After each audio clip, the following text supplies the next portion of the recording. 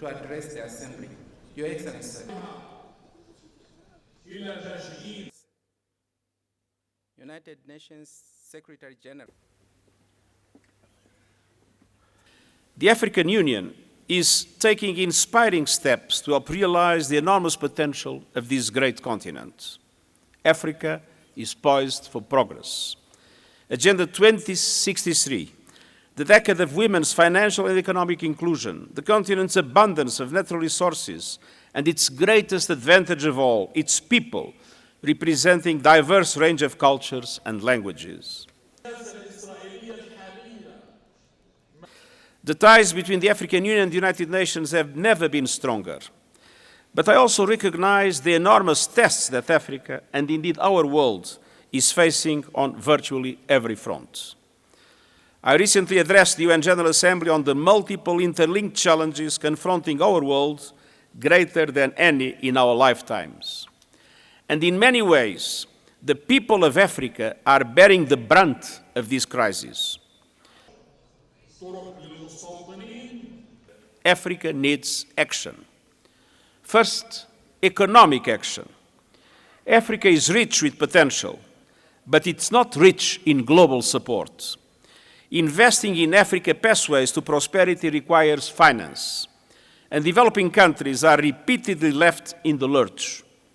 The global financial system routinely denies them debt relief and concessional financing while charging extortionate interest rates. Africa needs climate action. The brutal injustice of climate change is on full display with every flood, drought, famine, and heat wave endured on this continent. The countries least responsible for this crisis are feeling its most devastating impacts. Meanwhile, several African countries are demonstrating strong leadership on climate.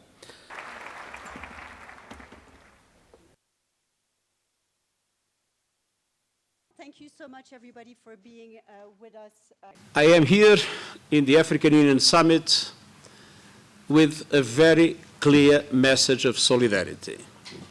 Solidarity with the African Union and solidarity with the African continent and the African people in this trying period in which the so many crises we are witnessing in the world are having a very dramatic impact in Africa.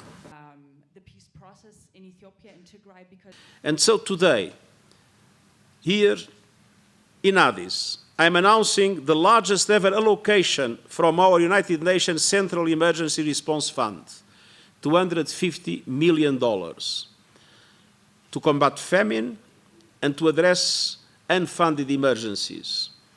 I'm talking about 18 countries in the world, of which 12 are in the African continent. These resources will support some of the most vulnerable people in some of the most forgotten crises around the world, including those at risk of famine in Africa. Africa can count on our offices here in Africa and around the world. And I look forward to continue partnerships as we make the 21st century a century of true African progress, peace and prosperity for the 1.4 billion people who call it home. Thank you so much. When one looks at the erosion of democratic values, that is a universal problem that we are facing. So many of the problems that we see in Africa, they are not typical African problems. They are problems of a world that is divided geopolitically, a world in which we see a regression in relation to human rights and democratic governance in many parts, and where we see, unfortunately, new forms of conflict spreading.